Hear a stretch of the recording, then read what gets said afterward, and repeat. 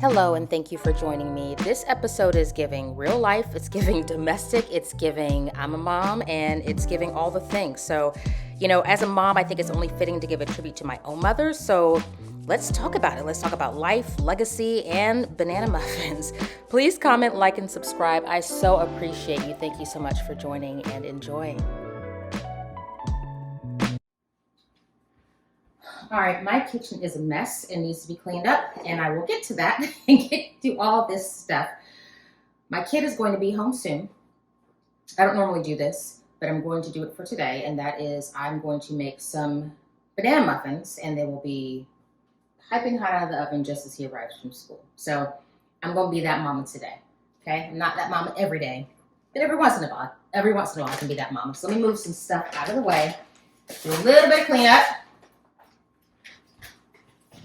And I'm also having a snack because it is what it is, and because this is my house and no one's eating these muffins but me and my kids, I can eat while I'm cooking, so don't mind me. This is peanut butter and banana with toasted coconut, raisins, and cinnamon.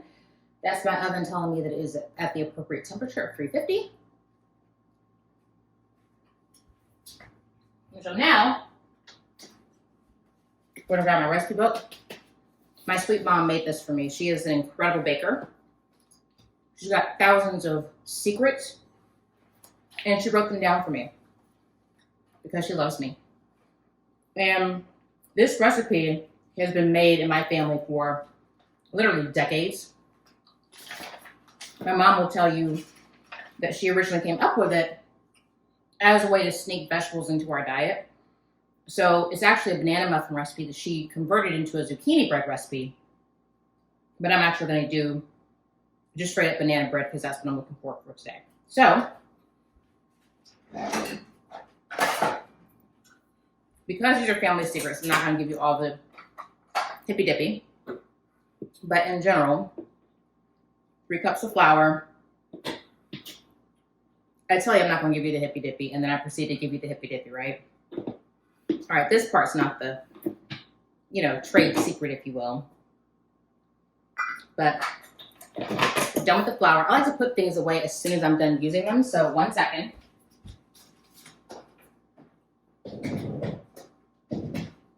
And then what we're going to do is grab some salt.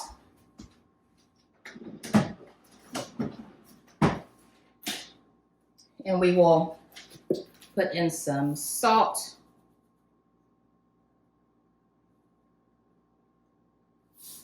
And then we're going to put in some baking soda. And it's interesting because when you're making these kinds of recipes, or at least for me, so I grew up in a household where, for the most part, you cook as you feel. So while some of the ingredients that I'm putting in are putting them in, legit, by the specific measure, there are several items that I am putting in by feel. So for example, the recipe doesn't call for nutmeg, but I feel like the recipe needs nutmeg, so I'm going to sprinkle in some nutmeg. How much nutmeg is this? I don't know. I just sprinkled until it felt right. The same thing for cinnamon. It actually calls for a teaspoon of cinnamon, but I just sprinkle in cinnamon until it feels right. You just got to use your own intuition with things, sometimes. Now, the only thing I forgot to do is usually when I'm making this recipe, it calls for eggs, and I normally don't use eggs because you remember when eggs were really expensive last year, and I was looking for all kinds of egg substitutes, and the one I came up with, and is very commonly used in vegan cooking, is to substitute brown flaxseed meal for eggs. And what you do is you put a tablespoon of flaxseed meal to 3 tablespoons of water or liquid, stir it up, let it sit for like 15 minutes, and then it forms this really gelatinous consistency that is similar to an egg, and you pour the whole thing into your recipe, and bing, bam, boom, you have the same effect as an egg. So this recipe calls for 3 eggs, which means I need to have 3 tablespoons of ground flaxseed meal plus 9 tablespoons of water. So I should have done that when I first started, but things happen. Nevertheless, we're gonna get it together here. And I appreciate your patience in me dipping around and carrying on because I'm not a food blogger, nor do I pretend to be. I enjoy cooking. Cooking is something that I think I am good at as a home cook. And I got it all 100% from my mama. Anybody will tell you that's where I got it from. I don't know where you get your cooking skill from, but you know, the thing is, you got to cook with your heart and cook with what feels right. And very rarely do I take a recipe at face value. Oftentimes what I will do is read the recipe, because some of these recipes, y'all, it's crazy because you will make the recipe.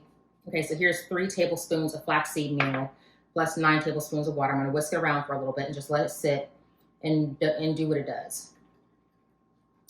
A lot of times these recipes you see online, I have found they are just kind of like the speed limit in Atlanta. You know, it's a suggestion. It's not really the real situation. Because what ends up happening, I'm going to put in both sugar and brown sugar. What ends up happening is the recipe doesn't have enough salt, or it doesn't have enough garlic powder, or it doesn't call for, you know, onions when you think the recipe should call for onions and things like that. So you really got to just kind of go with your gut. And if you feel like a recipe should have something in it, then put that thing in the recipe and mind your business and keep it moving. Because at the end of the day, you have to eat whatever that thing is, and you want it to be delicious and tasty for you and for your family. So one trick that I also do is, because the recipe calls for only regular plain white granulated sugar, I actually do a mix of brown sugar. I believe this is dark brown sugar. I don't know, like taste-wise, I'm not sure the difference between light brown and dark brown sugar. I just go with whatever I feel like. And I know I keep talking about what I feel like doing, but it's my recipe from my mom. So I get that opportunity, right? So nevertheless, it's what you feel like. So I'm not the one that, well, no, you can ask me. You can't ask my mom for recipes because you will really be confused. Because she'll say, just pour enough flour until it feels right, and then you put this and this, this and this, and you bake it as a pound cake. No, sis, you left out like 11 steps. So in any case, you know, I have a pretty good feel for things, but this is a recipe that I'm extremely comfortable with. I've made it a gazillion times for my family, and they always love it, and it's great. So in any case, I need to kind of slow this down a little bit because I'm still waiting for my egg substitute to, you know, do what it's supposed to be doing. But in the meantime, what this means to me. So I mentioned that I enjoy cooking as a home cook. I'm the head chef in my home.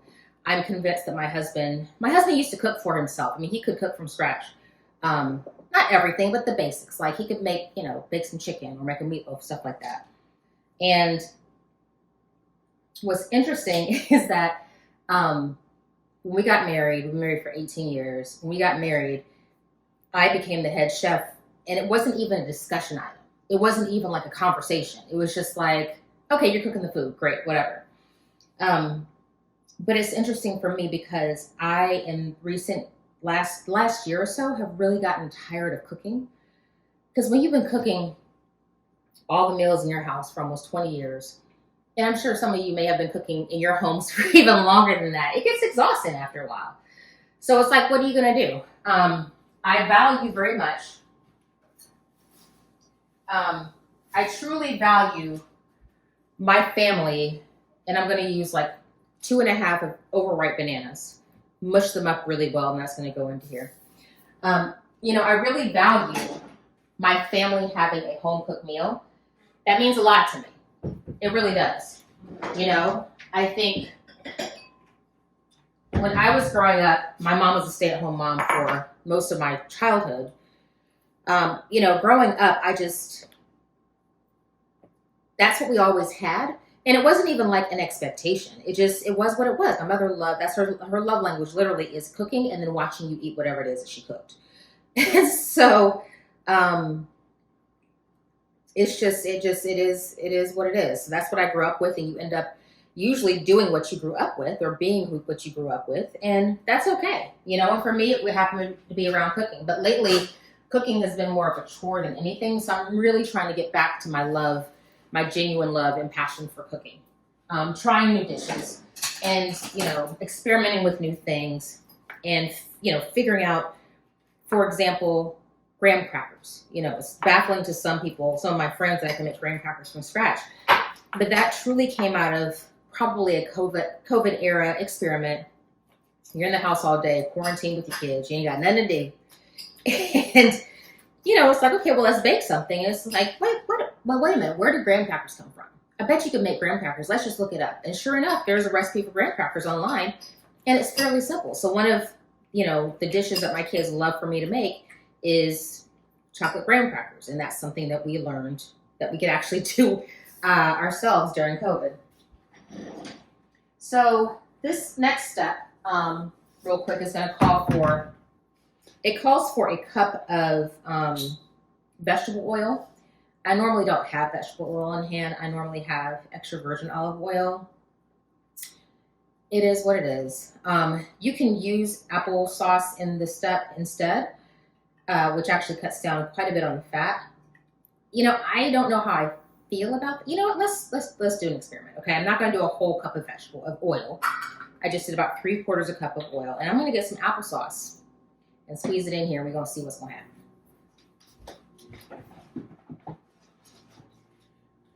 And this is just one of my kids' applesauce packs because I'm classy like that. But nevertheless, you know, I just got tired of cooking. And I think it's just the exhaustion of, you know, you're trying to work, you're trying to get the kids together, you're taking everybody all their practices, you're making sure the house is together, you're making sure the house is stocked and everybody has what they need. And if so-and-so is not doing well in math, you got to do extra tutoring with your kid on math and blah, blah, blah, blah. And, you know, it's one of those things that you just get tired. And then on top of that, kids have picky taste. So you're trying to figure out which kid eats spaghetti and which kid doesn't. You know, I can't eat spaghetti and pizza and homemade pizza because the way my GERD is set up, it's just not going to take it. So I got to find myself something different to eat when the whole family wants spaghetti. But then again, my son doesn't eat spaghetti. So then I got to get him, you know, just plain noodles with, you know, vegan cheese because he's lactose intolerant.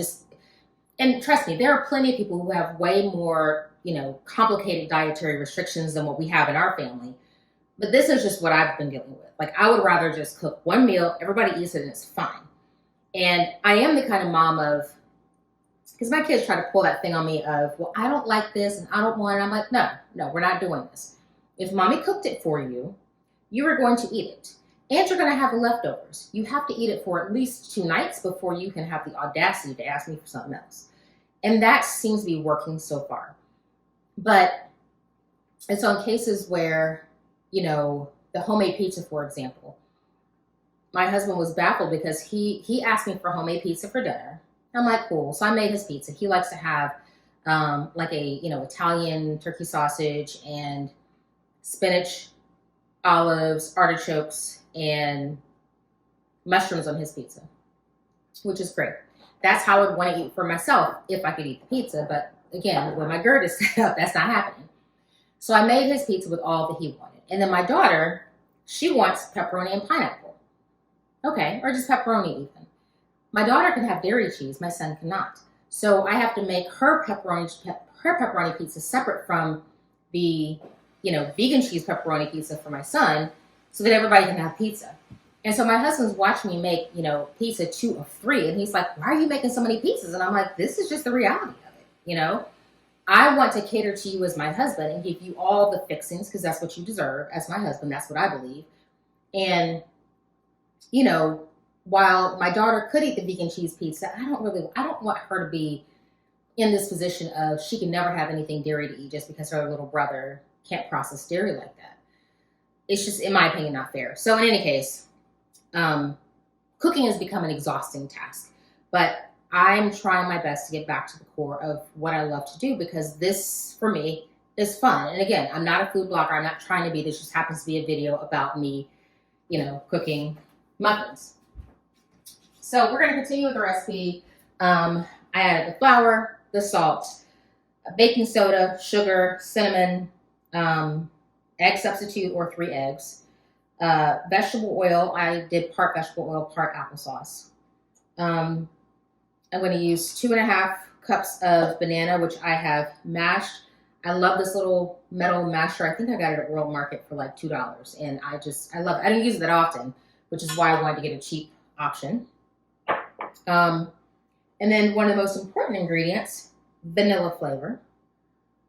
So I'm going to put in a bit of vanilla flavor here. Okay. That was a smaller than usual measuring spoon, which is why I was pouring so much. Yeah, and I'm going to get a spoon, mix it all up, and we're going to put it in the pan. And when it comes out, it's going to be lit, friends. I'm sorry, not lit, busted. My daughter cringes, like, does major cringe when I try to speak to Gen Z, or Gen A for that matter. All right, there's my bananas. Now the dough always comes out a little bit on the thick side. I'm just gonna go ahead and start stirring this up. I still need to add in, obviously, the egg substitute. I'm just giving it a little bit more time. And actually, I'm gonna get a little bit more of that applesauce because the purpose of the oil and slash applesauce is to make your muffins moist. So this is unsweetened applesauce. No, it's not organic. It is what it is. Toss that in the trash in a moment. I have my snack waiting for me. We're gonna stir that up. And you know what? We're just gonna let this, I know it has not been 15 minutes yet, but it's gonna have to work for right now. See, that's all ooey gooey. My daughter, when she was first learning this recipe, and I showed her the egg substitute, she kind of turned her nose up and was like, is that gonna work? I'm like, look, sis, this is how you've been eating these muffins for the past 3 years. So there's your answer. And she thought it was the kind of the funniest thing. But usually my kids like these as muffins. They don't like the, I mean, well, no, that's not true. I'm not gonna say they don't like it as a muffin loaf, because they do, and they will eat it as a muffin loaf. I'm just trying to make sure I scrape the bottom, because if you don't scrape all the way in the bottom, there's always some flour down there looking at you like, can I be part of the movement? So, yeah, in any case, you know, my daughter will eat it any way it comes. My son prefers a muffin. I don't know why, he just does. You know, but it's just, it is what it is. I keep saying it is what it is. I mean, just, you know, I think cooking should not be complicated. Cooking should not be a chore. And it certainly should not be a bore. That's for sure. All right, so I have my muffin pan here. I actually need to replace this bad boy. This is one of those silicone ones. I got it from Walmart. I don't love it, but I also don't hate it. I was trying to go with silicone.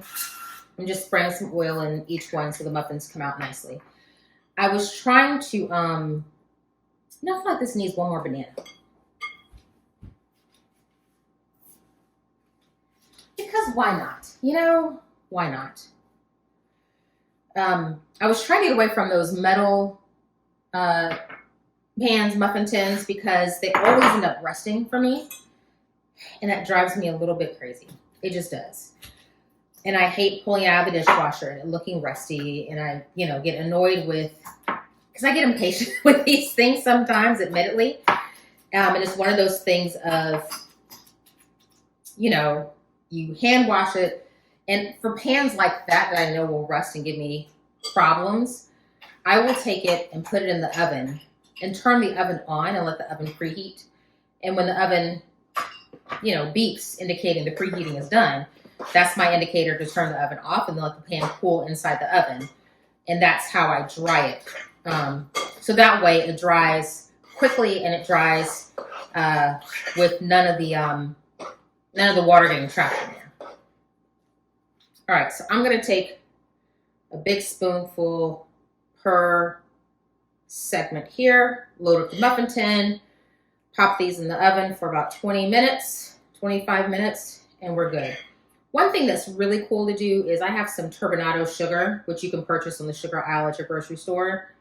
And if you put a chunk on top, it gives that nice little crispy crust in the baking process. I'm not going to do that because I don't want to add extra sugar to this. But if you were, really wanting to do a little bit more decadence in your muffin, that's absolutely a wonderful option.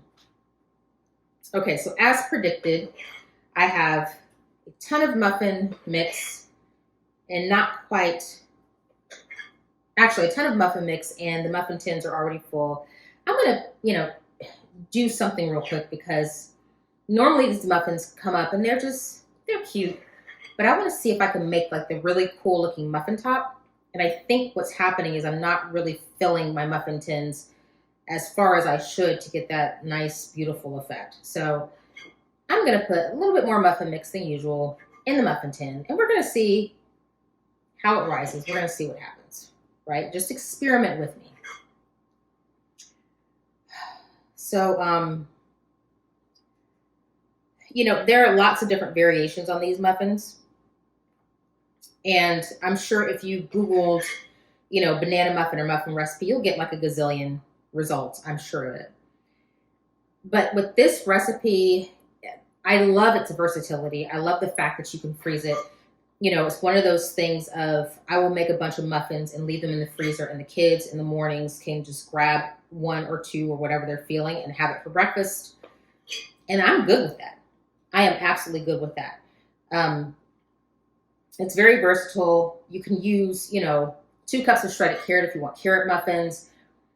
You could certainly, I don't know about, it wouldn't translate that well to a blueberry muffin, but you could certainly do zucchini muffin. Like I said, you can add, you can do pineapple muffin. You can do, so ones that I've done that the kids love. Banana, obviously. Zucchini, yeah. Apple, certainly. Carrot muffins, you got it. You just really have a lot of different options, and that's what I love about these muffins. So I have about enough for one loaf pan of muffin here in the pan, in the bowl. I'm going to pop these in the oven and grab the muffin loaf. And we will get that going as well, friends. So, one of my best friends, not one of, my best friend, when she had her baby, I went over to her house to kind of cook and help out and stuff after the baby was born. And one of the things that I gifted her was a huge batch of muffins. So this was, at the time, was her second kid. So she had like a 3-year-old and an infant. And so I'm like, yo, sis, you don't need to be thinking about food. Here, have some muffins. Because once they cool completely, this is not going to be a very large loaf, I can tell you that. Once they cool completely, put them in a freezer bag, pop them in the freezer, and you were golden.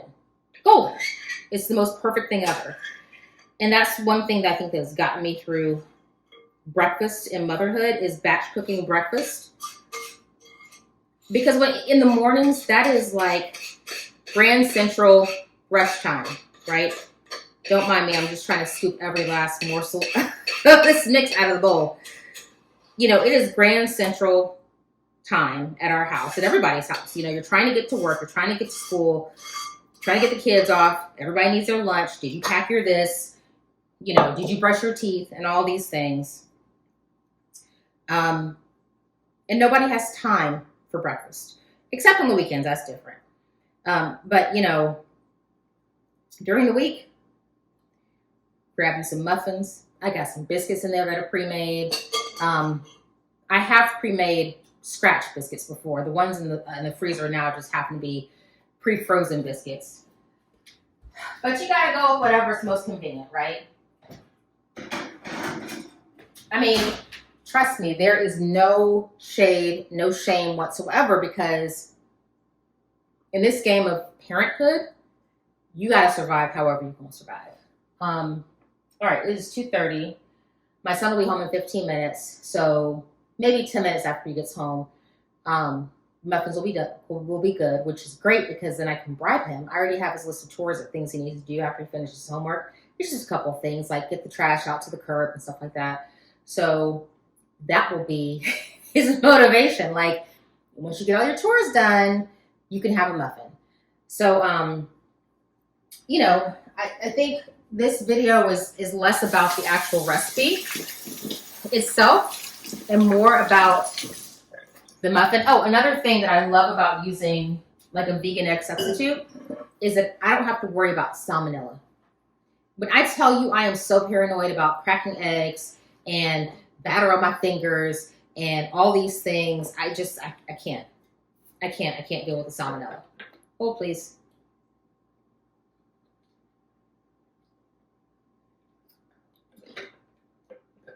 I just can't. It just really terrifies me, honestly. Have I ever had salmonella poisoning? No. My mom had it once, but she recovered just fine, thankfully. But yeah, I'm paranoid about salmonella, so it is what it is. But, oh, I've also done, so any kind of stone fruit, you can use this recipe for to make muffins. So if it's like a peach, I don't know if you would do a plum necessarily, but certainly pears. I mentioned apples before. It's just a great recipe. So in any case, next on my agenda is to finish tidying up this kitchen. I went grocery shopping over the weekend, so there's still a few things from the grocery trip that need to be put away properly. I need to clean up the little mess that I made here from making the muffins and get myself ready for this kid to come home. So I hope that you are well. I will try to insert a little bit of video or a clip on these muffins after they come out, but I'm not going to, of course, sit here and video until they're done because that's way too much time. But, you know, in the vein of all the things that I've been hearing lately in social media, and it's actually really a beautiful trend of, you know, the 7 questions to ask your mom before she dies or ask your parent before they pass away. You know, for me, I think when it comes to cooking, this is a national treasure for me. It is a book that I keep close to my heart. It is a book that I don't loan out to anybody. And the only person who will ever be able to receive it upon my passing is this will belong to my daughter. Because this is the heart of, is it about gatekeeping recipes? Not necessarily. Not so much about that as much as it is about preserving legacy. And, you know, my mother's biggest legacy, if you'll ask anyone, is around cooking and food, because that is her love language. And she has written down that love language in this book for me. I don't even know where she got this book from, but I mean, it's dated, she gave it to me for Christmas in 1998. So I was 18 years old when she gave this to me. And, yeah, and now I'm 44. Look at that. So I've had this for a while, obviously, but this is all about, it's all about legacy, truly. And, my daughter already has the cooking gene, which I'm very proud of. My son, not so much just yet, but he's only 8. You know, we're still working on him. I mean, really, I just gave him permission to use a microwave by himself a couple of months ago, honestly. But yeah, this is more about preserving legacy. So when I think about those questions to ask your mom or your loved one before they pass on, you know, maybe for you, it's not around cooking. Maybe it's not around food at all. But, you know, what was your passion? And what would you tell me about that passion? You know, what was the thing that you love to do the most, that you hope is shared continually, that lives on beyond you? You know, those are the kinds of things. And more than just, oh, I want people to know that I was a good person. No, what was a legacy that you felt that you left in this world? Even if it's something as tiny as nobody can wash, you know, a dish better than I can. Fine, that works perfectly, because it's that thing that you're known for and those memories that last in your soul long after that person has passed away and gone on. So with that being said, I think I dedicate this video to my mom, whom I love dearly, and who has given me life and has taught me how to love, and taught me the importance of life and legacy. So I love you, Mom, and I will talk to you all later. Take care. Bye.